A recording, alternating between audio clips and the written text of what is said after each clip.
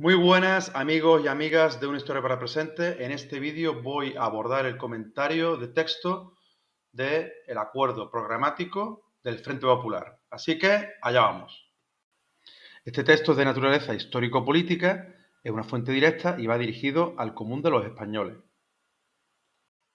La idea principal del texto es el acuerdo programático al que llegan diferentes fuerzas políticas de cara a la consecución de una coalición electoral para las elecciones del 16 de febrero de 1936. Dentro de esos partidos tendremos partidos republicanos de izquierda y también partidos obreros.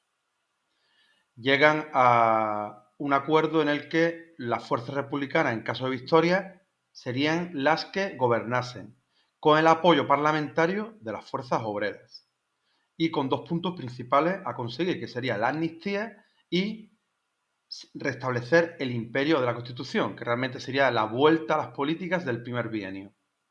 Y después añaden cuestiones en las cuales no están de acuerdo republicanos con los partidos obreros y cuál es la idea de los republicanos que quieren hacer. En este caso, los republicanos no están de acuerdo con la idea de nacionalización de la tierra que tienen los socialistas, tampoco con la idea de nacionalización de la banca, también con el control obrero de los sindicatos dentro de las empresas. Y alega pues su ideología y lo que pone es como un contrapunto. En este caso, para los partidos republicanos, la banca hay que perfeccionarla, hay que mejorar las condiciones de los campesinos en acceso a la tierra, pero manteniendo la propiedad privada de la misma y también rectificar el proceso de pérdida de poder adquisitivo de los salarios de los trabajadores, fijar salarios mínimos, en definitiva, volver a las políticas de ese bienio social hazañista. Para comprender más este acuerdo, para comprender más este texto, es necesario profundizar un poco en los diferentes partidos que aparecen ahí. Como antes he comentado, los partidos que conforman esta coalición serían republicanos de izquierda por un lado y partidos obreros por otro. Vamos a ver los partidos republicanos de izquierda cuáles son y qué defienden. En este caso, Izquierda Republicana, Unión Republicana y Esquerra Republicana de Cataluña. Básicamente son partidos burgueses, pero de una tendencia más izquierdista, en el sentido de relación Iglesia-Estado, son partidos políticos laicos, son partidos que también pretenden una mejora de la educación y siempre que la Iglesia, que no esté llevando, no tenga el monopolio de la educación, también con políticas que profundizan en el laicismo, con la separación de Iglesia-Estado, con la ley de congregaciones religiosas, la ley del divorcio, en definitiva, una serie de propuestas en el ámbito civil que serían de transformación, serían de pasar de un país católico a un país que ya no es católico. Por otro lado, las fuerzas obreras serían el Partido Socialista Obrero Español, que se funda en el 1879, el Partido Comunista de España, que se funda en el 1920 y procede en una escisión del Partido Socialista. El Partido Comunista, evidentemente, tendrá una clara sintonía con el comunismo de Rusia, con el Partido Comunista de la Unión Soviética. Después tendríamos dos fuerzas menores que serían el Partido Obrero de Unificación Marxista, que sería un partido más bien circunscrito al área de Cataluña. En Aragón también tiene algo de fuerza, pero sobre todo la zona de Cataluña-Aragón. Y es un partido trotskista, un partido rival de los comunistas. Es más, durante la Guerra Civil se llegan a enfrentar directamente en los sucesos de mayo de Barcelona de 1937. También tendremos el Partido Sindicalista de Ángel Pestaña, que anteriormente fue un dirigente sindical de la CNT. Y también tendremos el apoyo del sindicato UGT, la Federación Nacional de Juventudes Socialistas, en definitiva, cómo hay un acuerdo para que todos los los grupos cercanos a la izquierda política en España firmen ese documento. Una vez comentado esto, seguimos con el análisis del texto, con los aspectos más importantes. Serían los acuerdos programáticos. En este caso, número 1 sería la amnistía. Recordemos, Revolución de Asturias, octubre de 1934, terminan siendo encarcelados muchísimos dirigentes políticos y sindicales, tanto de la UGT, de la CNT, como del PSOE, como de Izquierda Republicana, también Luis Companys. Por tanto, se querrá que esos presos políticos salgan en libertad, sean puestos en libertad. El segundo punto sería el de el acuerdo programático para volver a las políticas del primer bienio, las políticas del bienio social hazañista. Y por último, se habla del concepto de revolución. Los partidos obreros son partidarios de la revolución con la nacionalización de la tierra, la colectivización de la tierra, la nacionalización de la banca y también con la participación obrera en las empresas. Quiere decir como prácticamente llevar la revolución bolchevique a España, los principios del partido bolchevique en la revolución de octubre de 1917. Y dentro del contexto histórico habrá que situarse en el advenimiento de la Segunda República. Tampoco hay que remontarse demasiado más o menos situarnos ahí, en cómo llega la Segunda República a España, con esa caída de la historia Primo de Rivera, el intento de la vuelta a la monarquía constitucional con Berenguer, con Aznar, que no termina de cuajar, siempre esto es lenguaje coloquial, lo que yo estoy diciendo ahora, no termina de cuajar, lenguaje coloquial. Esas elecciones municipales del 12 de abril, en las cuales las candidaturas republicano-socialistas terminan venciendo en la mayoría de las capitales de provincia españolas. Se llega a la formación de un gobierno provisional cuyo primer objetivo será dar a España una constitución y también hacer una serie de normas, de leyes, dictar una serie de leyes para mejorar las condiciones del campesinado, reestructurar el ejército y dar la posibilidad a las regiones de tener su autonomía. Ya comentaríamos un poquito más las medidas ya del gobierno social hazañista a nivel educativo, a nivel religioso, a nivel militar. También citaríamos la reforma agraria, siempre de una forma muy escueta, muy reducida, muy resumida, pero, como siempre digo, tocando todos los palos, ¿no? Tampoco sin abarcar demasiado, porque si no, no da tiempo. Y ya llegaríamos a las causas cercanas. Las causas cercanas serían las siguientes.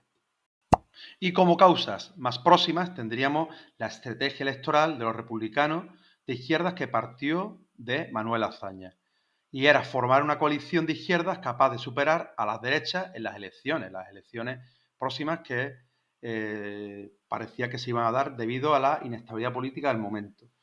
El primer paso fue la creación de un partido conocido como Izquierda Republicana, que se funda en el 1965 y fue la unión de varios grupos: Acción Republicana de Azaña, el Partido Republicano Radical Socialista, que evidentemente era una escisión del Partido Republicano Radical allá años atrás, y la ORGA, que era la Organización Republicana Gallega Autónoma, de la cual procedía Santiago Casares Quiroga. Además, un año antes se crea la Unión Republicana, que fue una escisión de Diego Martínez Barrio, que se escindió del Partido Radical de Lerroux. Esto vino de cuando ganan las fuerzas de centro derecha y derecha, ganan las elecciones. El primer gobierno de Lerroux, de diciembre del 33 hasta abril del 34, pues la CEDA votaba las medidas del gobierno. Por tanto, varios diputados y algunos ministros de ese gobierno se salieron del Partido Radical porque veían que se estaba virando el Partido Radical hacia la derecha. Por tanto, se salen y ya crearán la Unión Republicana, dirigida por Diego Martínez Barrio.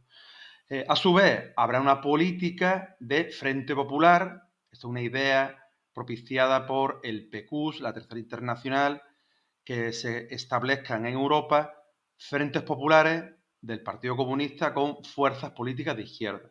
Así que en enero del 36 se firma ese pacto que ya antes hemos comentado, y como antes he comentado, que era una especie de idea de frente común contra los grupos conservadores o derechistas fascistas. Y el objetivo, como antes hemos dicho, es la vuelta a las políticas del primer bienio y la amnistía de los presos de la Revolución de Asturias.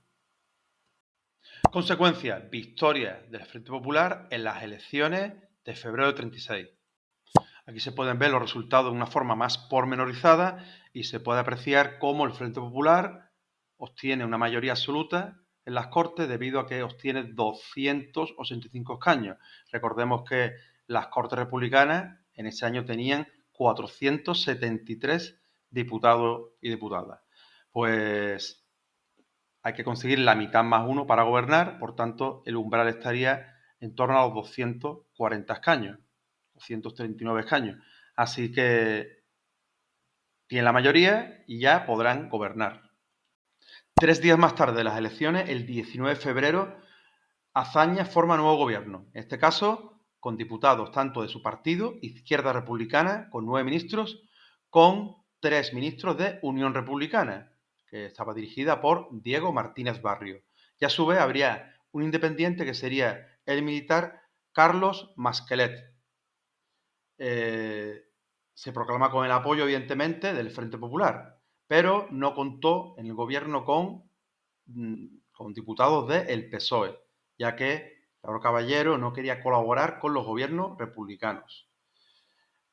Este gobierno, como se acordó, volvería a las políticas del primer bienio. Sería, en cuanto a la cuestión militar, se intentaría frenar un golpe de Estado, porque ya meses atrás ya había rumores de intentona golpista. Así que se desplazaron a diferentes militares, a Mola, Navarra, y a Franco, a Canarias.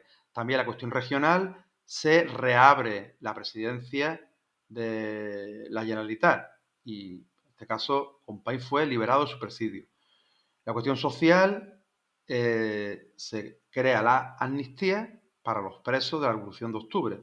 Y en cuanto a la cuestión agraria, el IRA, el Instituto de Reforma Agraria, volvió a retomar la política de asentamiento, que en algunos casos se descontroló la situación y hubo ocupación ilegal de los campos.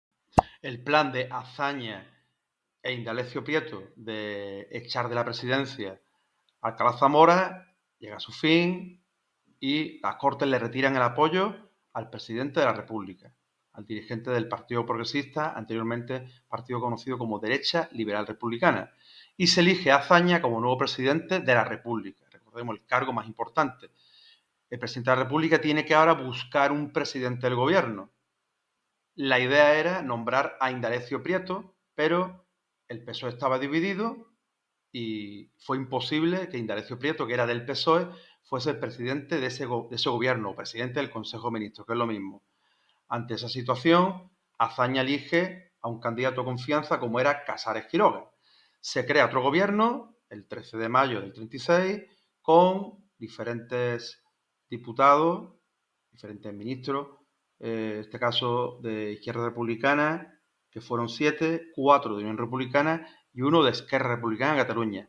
Las medidas fueron muy limitadas y nos encontramos ya en estos meses un aumento de la tensión social, aumento de los enfrentamientos en las calles, de pistolerismo, enfrentamiento de la Guardia Civil con los ocupantes de tierra y los terratenientes. En definitiva, habrá una crispación social cuyo culmen será el asesinato del líder de la oposición, el político José Calvo Sotelo, que era del Partido de Renovación Española. A este político llegaron a su casa supuestamente unos agentes de orden público diciéndole que tenía que ir a una reunión.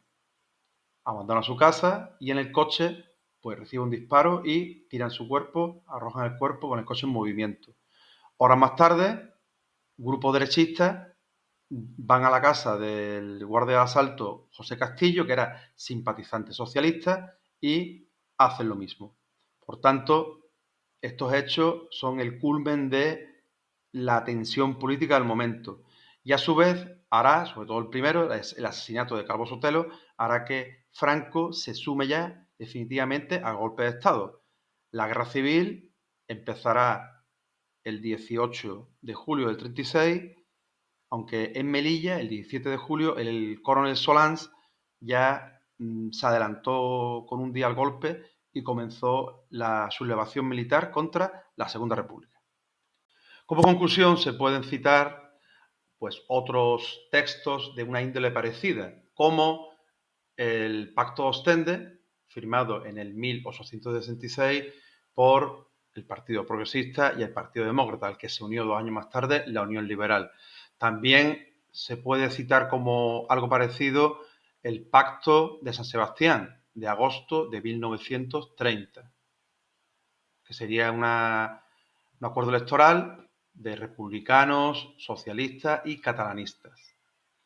Así que es una idea de cómo concluir, de cómo relacionar aspectos del texto con otros aspectos anteriores, incluso también aspectos posteriores, ¿no? De coaliciones de gobierno.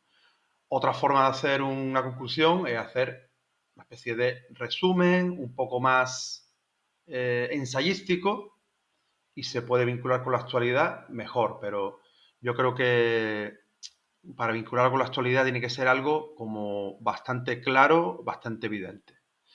Bueno, familia, espero que este vídeo os haya gustado.